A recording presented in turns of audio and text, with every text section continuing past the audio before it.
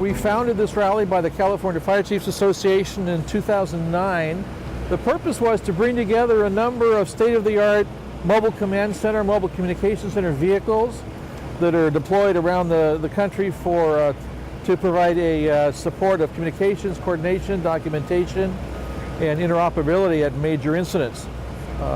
What we wanted to do was bring them all together. There was an event like this occurring in Fairfax, Virginia that we got the idea from, and we thought here on the West Coast it would be good to follow their lead and have the ability for people to come and see what's going on, what kinds of units are out there, what the different agencies have, what kind of resources can be brought to a major incident, because on a local level you may be dealing with one mobile communications center, but on a large disaster or major emergency, especially a mutual aid operation, you're going to have a lot of them there. So it would be good for people to see what's available and how they work together and how we utilize them in the event of a major disaster.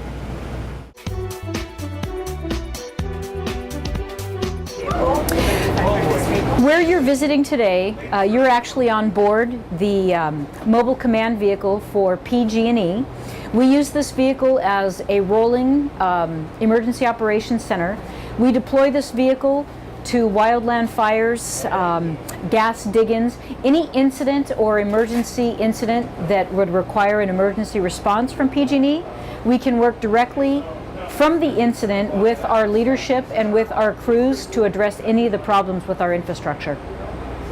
The primary purpose of our mobile command vehicle is to allow our incident management teams and our leadership to be directly on site wherever there's a problem with any of our electrical or gas equipment, so that we can have closer communication with our first responder and public safety communities and have closer communications with our field crews.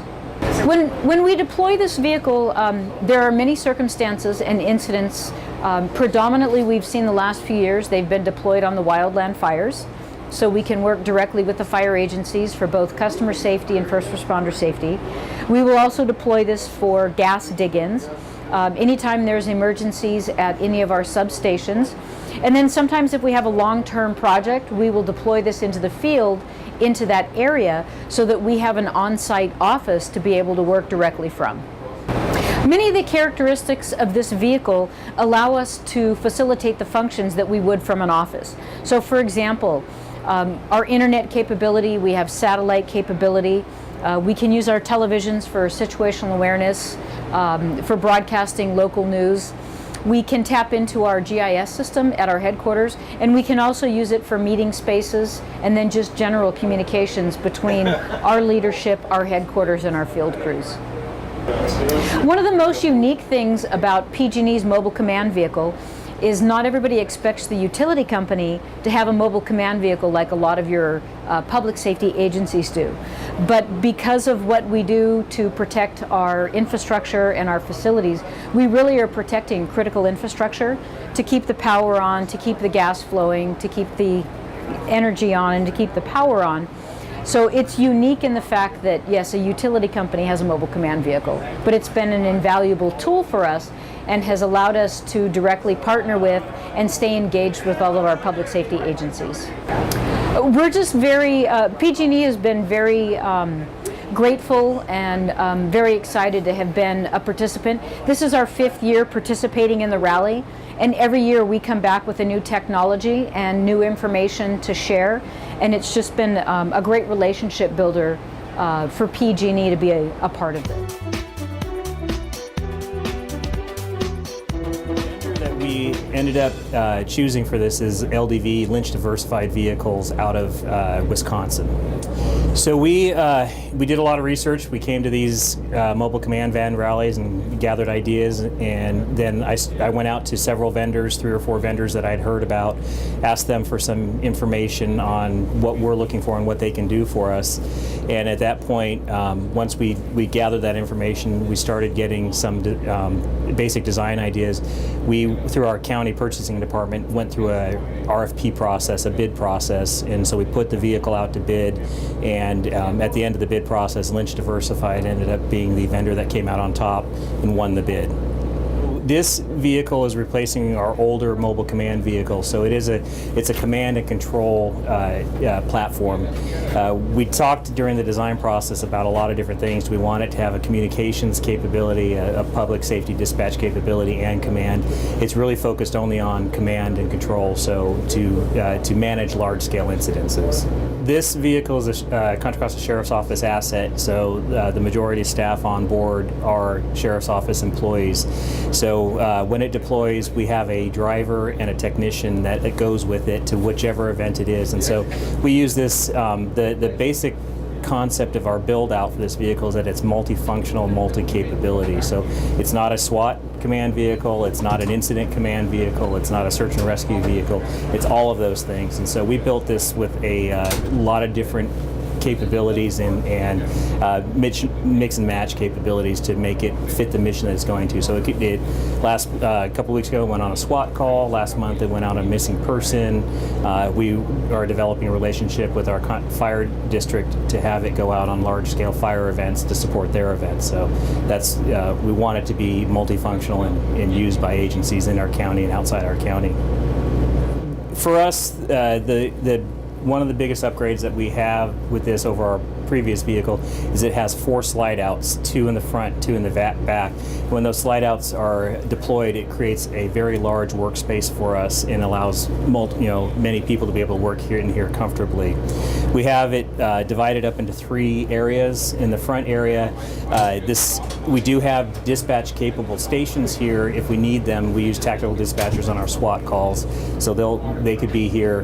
We have workstations. We have 6 workstations throughout the vehicle that have full computer capability, access to the internet, and for research and that sort of purposes. And then in the back can be our hostage negotiation team during a SWAT call. They can go back there and do what they do. We have a conference table capability, so we can have a command element on a different incident go back there and do the decision making. And we also have workstations back there. So in a search and rescue or fire event, our planning group goes back there. They can work on maps on the large table and develop intelligence for the operation that we're on. Like all mobile command vehicles, this can be plugged into shore power or it's generator power. 99% of the time we're on generator power. And what we found with that is in a long-term event, when you're in here, you can feel the rattle and hear the noise. It can become exhausting if you're on an 8-hour shift on the radio or working in here. So what we've developed is a support element for this vehicle, which is a 14-foot trailer that has a 24 kW generator that we can hook that up basically like shore power. You could plug this into a building. Well, we can plug it into the generator, set the generator up 50 feet away, and you won't hear that. You won't have the hum. Right now I can feel in my feet. You probably can feel in your feet inside this vehicle, and the noise is completely cut off. So that rolls out with a F550 that has a external auxiliary diesel tank. So in the field we can top the generator off, or we can top this vehicle off, as opposed to driving back and filling it and going back. So it allows us to be stationed remotely for long periods of time and have that support. The manufacturer, EVI, we're out of West Palm Beach. We're a specialty vehicle manufacturer. We specialize in mobile command and heavy rescue. We have 3 divisions: law enforcement, fire division, and homeland security.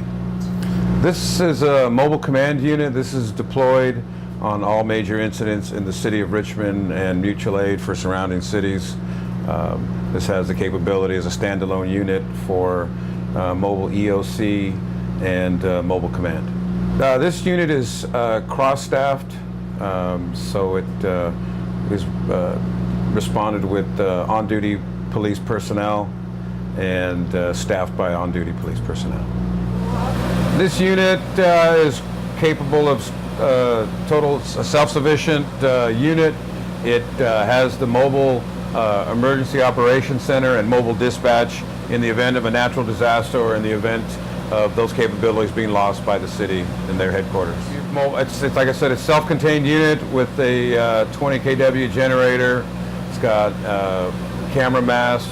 It's got total self-sufficient for electronics, and really could run as the mobile command and EOC in the event of their system, internal system going down.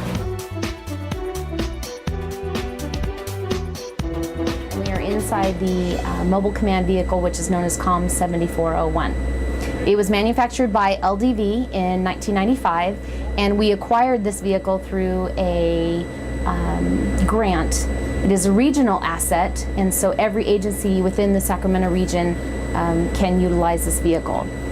One of the most important things about this vehicle is the Rios system, and this is what this screen is here. We can patch together any type of radio resource there is just by a touch of a button, and you can touch. So now these three agencies can talk together regardless of what radio system they have. So that's the most unique part about our vehicle. We have 5 positions back here in the dispatch center, and each dispatch position can have a different screen view. So this one will have the TV from the command area. This one is our mast camera. That one has a quadrant of 4, and then you don't have to have one, and then you can have something completely different back here. So each station is different, but the Rios is the same at every single position in this vehicle.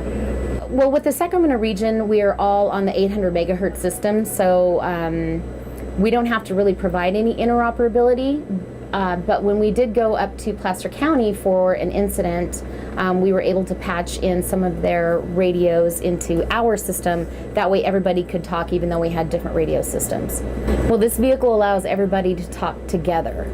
You can have, in the command area, you can have all of the incident commanders, fire department, public works, police, all together. And then we can provide the communication to those units back here in the dispatch center. So it allows everybody to talk together utilizing the Rios radio system. We are part of the Homeland Response Force, so whenever there's a domestic disaster, we go ahead and provide communication support such as voice and data and video. We operate SINGARS radios as well as UHF and VHF. When we deploy with this unit, we provide communication support. We support interoperability, voice communications with other agencies.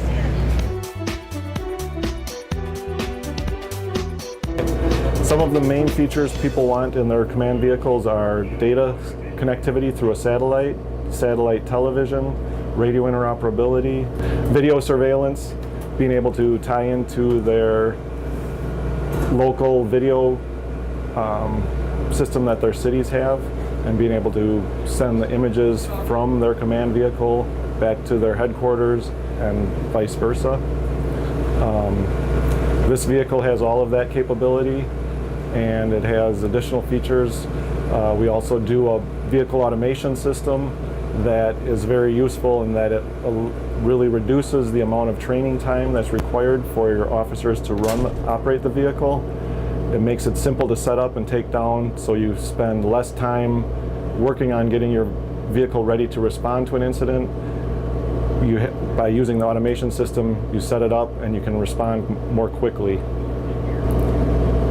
Another feature that people like in command vehicles is slide-out rooms, because it really opens up the space. If you look in this vehicle, you can see there's 4 slide-out rooms, and it opens the interior, gives you a lot more options as far as how you set it up, as far as communications, dispatch stations, and conference rooms for command staff. Our communications vehicle is a satellite communications vehicle. It has satellite capabilities. We have voice over internet protocol phones. We also have UHF and VHF and CMARS radio in there. And so we are able to communicate, use this vehicle when we're out in the field to communicate with our emergency response office in Sacramento. The essential characteristics of the unit is, of course, communication. We have to be able to send information either through a phone call or through data transfer through the laptops that we can hook up. We have Wi-Fi capabilities, sending information from the field to the Emergency Operations Center. This vehicle is going to be used to go out into areas like the Delta, remote areas not necessarily next to a command center. The command center might be maybe 30 to 45 minutes away, and the vehicle might be able to get closer to the area where the flood fight is occurring, so that we can send information that is needed to assist with the emergency response back to the command center or back to the emergency operations center back at the main base in Sacramento.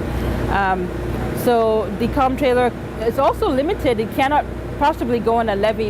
It would be unsafe, but it can go close in an area close to there, where our comm unit leader can get information from the incident commander and then relay that information back to the command center, incident command post, or back to the Sacramento Emergency Operations Center.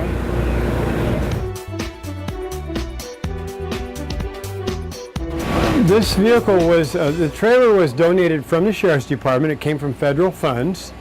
The balance of the equipment, all the way from the insulation, the whiteboard you can see, all the equipment, this came from Sharp funds. Sharp is a 501c3. Most of the money was raised through fireworks stands. So how much money is in this trailer? I'm going to guess we have at least $5,000 in here right now. The labor is all donated by our members. This unit is used for auxiliary and emergency communications. It is self-sufficient. It has a 12-volt battery pack. It has a number of generators, or it can also run off of what we call shore power. So we could run for many, many hours without having access to electricity. All of the equipment in here, with the exception of the heat pump, is 12 volt. All of the lighting is modern 12 volt lighting. We have red lights for night operations. Each workstation operates off a light dimmer. We have communications equipment from various different agencies. We're on 800 trunking system, Sacramento County communication system, so we can tie into Sac Sheriff, Sac PD, Citrus Heights PD, Metro Fire, you name it. In addition to that, we're on various different ham radio bands, including an HF unit which could conceivably communicate from around the world. We have various kinds of antennas up on the roof. Some are for short range use, and some again for long range. Channel 13, local KOVR, was very great, very nice that they donated to us a 40-foot telescoping mast.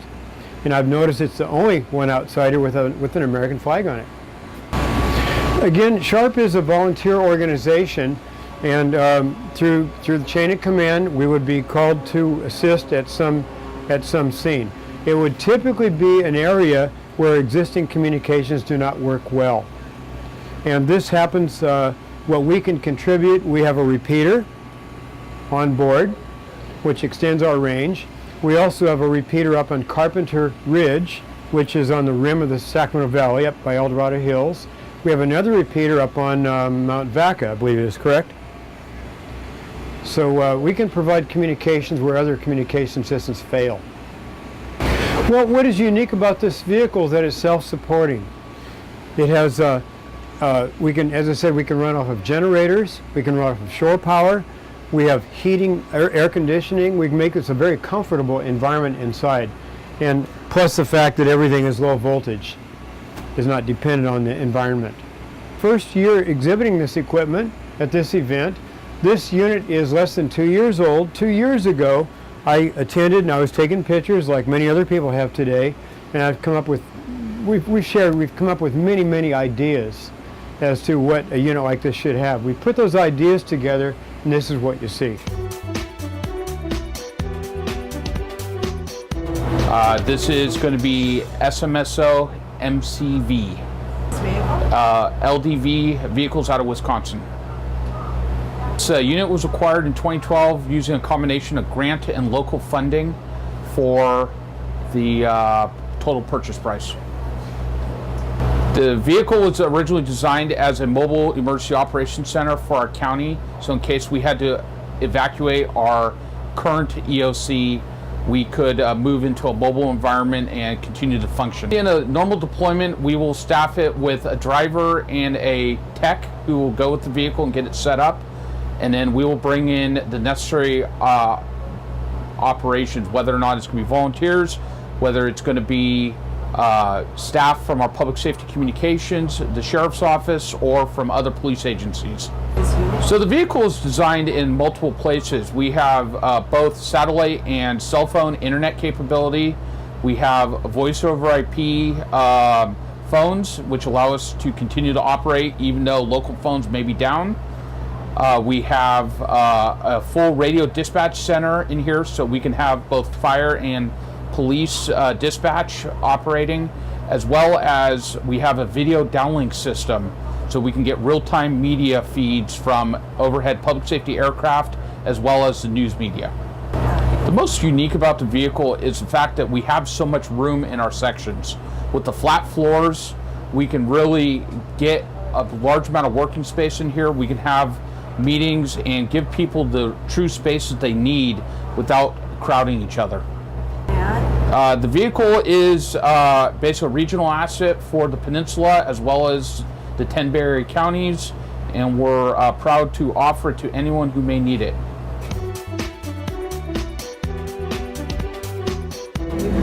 This is a Farber specialty vehicle. We've had it about 12 years now. We did a systems update about 2 years ago, updated our AV systems and some of the other equipment in here, along with moving everything into a network rack from air being spread out throughout the vehicle. We are multi-agency, multi-discipline. We support both law and fire. Predominantly we get called out by the fire departments. They tend to be our biggest user, but we are out for anything or any agency that needs us within Solano County or any of the surrounding counties. We are there for the agency that's requested. If it's our agency, we'll staff it with our personnel. From a manpower standpoint, we've actually stood up a mobile command vehicle operators group, and it's made up of volunteers. A majority of them have public safety background. My team captain is retired Cal Fire Battalion Chief, was on one of the California Incident Management Team. One of my other members is a battalion chief with one of our local fire districts. I have a retired fire chief, so we have a big cross-section of personnel, but they all feel the need and see the importance of this vehicle and volunteer their time to both go out and staff it and maintain it and do training with it. We have communications with every public safety agency in Solano County, including Travis Air Force Base. From what we've been told, we are one of the few agencies that has a military radio on their vehicle. We do that. We've done a lot of work with Travis Air Force Base. But we try and be very cross-discipline. The rear being an area just to allow conference rooms. The mid area here is strictly communications, and also just the normal bathroom and galley and stuff, so we can keep people tethered in here. I don't know that there's anything really unique about it, but we try and make sure that it gets used regularly. My philosophy has always been I'd rather have them using it on a regular basis, so when we do have a major event, it's within all the people's comfort zones. It's not something that's putting additional stress during a major incident. We try to be as versatile as possible. During the recent RAG fire that hit Solano County, we were able to provide backup communication to CAL FIRE, and when some of their equipment went down, we were able to step in, establish communications links, and keep them operational during that event. We respond to any disasters, events, exercises, and we will set up a command post, as you can see behind me. Fits up to 20 people plus, comes with computers, phones, printers, voice over IP, secure space if needed, secure communications, along with VHF, UHF, HF, and satellite communications. And we do have a smaller vehicle. It's a mobile communications vehicle, and that has a more robust communications than our command post does. Our biggest support is to support communications with our Coast Guard units. They have a smaller communication suite than we do, so what we do is we go over there to the assets, to the units, and set up communications. So we can work with not just only our Coast Guard units, but we work with federal agencies, other government agencies, public safety, police, fire, local EMS. We can do anywhere, any interoperability with VHF, UHF, HF communications.